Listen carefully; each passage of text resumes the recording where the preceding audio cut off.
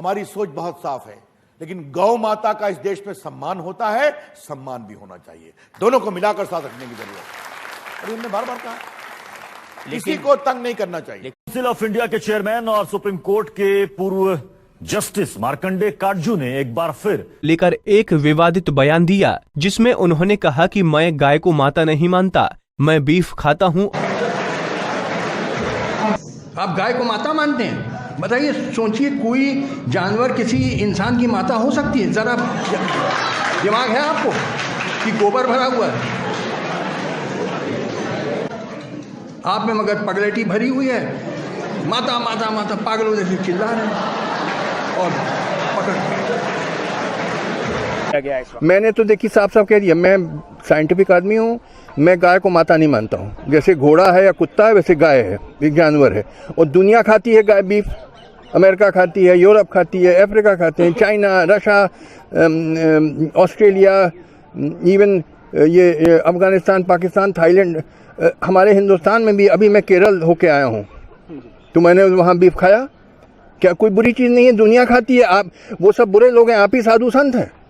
हद कर दी पागलपन की। वो कहते हैं कि साहब गाय माता है क्योंकि वो दूध देती है पीने को, तो भाई बकरी भी देती है दूध पीने को, भैंस भी देती है, वो ऊँट का भी पीते हैं लोग दूध, तिब्बत में याक का पीते हैं, वो सब देवी देवता हैं। पागलपन की बातें, बेवकूफ़ी की बातें। अब तुम गधे हो तो बने रहो गधा। मैं गधे का इलाज नहीं मेरे पास। गाय को माता मानना और पूजा करना निहायत बेवकूफ़ी की बात है। गाय एक जानवर है, जैसे घोड़ा और कुत्ता होता है वैसे, उससे ज़्यादा मैं नहीं मानता हूँ। बहुत से गैर मुसलमानों को ये गलत फहमी है कि उनके मज़हब में गोश्त खाना हराम है, और कई हिंदू समझते हैं कि उनके मज़हब में लिखा है कि गोश्त खाना हराम है। और आपने कहा कि हमारे धर्म में गोश्त खाना हराम है। भाई साहब, आपको आपके धर्म का इल्म कम है, इसीलिए मैं कहता हूं कि हिंदुइज्म जानने के लिए हिंदू की तरफ मत देखिए, हिंदू ग्रंथ का मुताला कीजिए। जब आप हिंदू ग्रंथ का मुताला करते हैं, लिखा है मनुस्मृति में चैप्टर नंबर 5 श्लोक नंबर 30 में, उसमें लिखा है कि ईश्वर ने कुछ जानवर बनाए खाने के लिए और कुछ जानवर को खा जाने के लिए। God has created some animals to eat and some to be eaten. अगर आप उस जानवर को खाते हैं जिन जानवर को खुदा ने बनाया है खा जाने के लिए, तो आप गुनाह नहीं कर रहे। If you are eating the animals who God has created to be eaten, you are not doing a sin. आगे जब पढ़ते लिखा है मनुस्मृति में चैप्टर नंबर 5 में, अध्याय नंबर 5 में, मंत्र नंबर 40 में, कि खुदा ने कुछ जानवर बनाए हैं कुर्बानी के लिए। अगर आप कुर्बानी में जानवर का कत्ल करते हैं तो आप गुनाह नहीं करते। आगे लिखा है मनुस्मृति में चैप्टर नंबर 5 मंत्र नंबर 41 में कि जानवर का कत्ल करना जो जानवर खाने के लिए बनाए गए हैं वो गुनाह नहीं है। इसी तरीके से कई जगह वेद में लिखा है कि ऋषि गोश्त खाते थे, जानवर को खाते थे।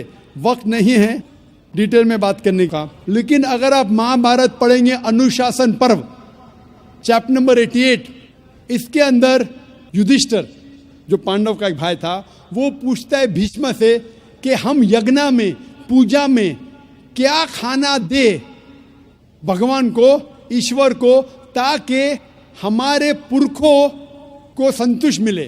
तो भीष्म कहता है युधिष्ठिर से कि आप यज्ञ में अगर भाजी पाला देंगे तो हमारे बाप दादा 1 महीने के लिए खुश रहेंगे। अगर आप मच्छी देंगे 2 महीने के लिए, अगर आप खरगोश देंगे 3 महीने के लिए, अगर गोश्त देंगे तो 4 महीने के लिए, अगर आप बेकन देंगे तो 5 महीने के लिए, अगर परिंदे का गोश्त देंगे तो 6 महीने के लिए, अगर हिरन का गोश्त देंगे तो 7 महीने के लिए। पूरा मेन्यू है, माशाअल्लाह बड़ा मेन्यू है।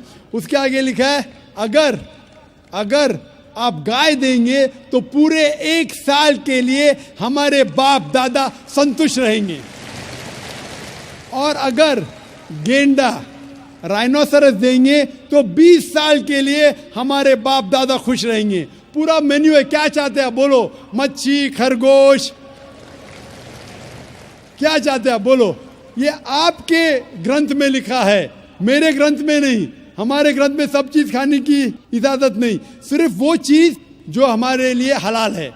इसी तरीके से बाइबल में भी लिखा है आप गोश्त खा सकते। अक्सर धर्म की किताबों में लिखा है कि आप गोश्त खा सकते हैं। आप मेरा अगर एक डिबेट देखेंगे जिसका मौजू था, is eating non vegetarian food permitted और prohibited for a human being?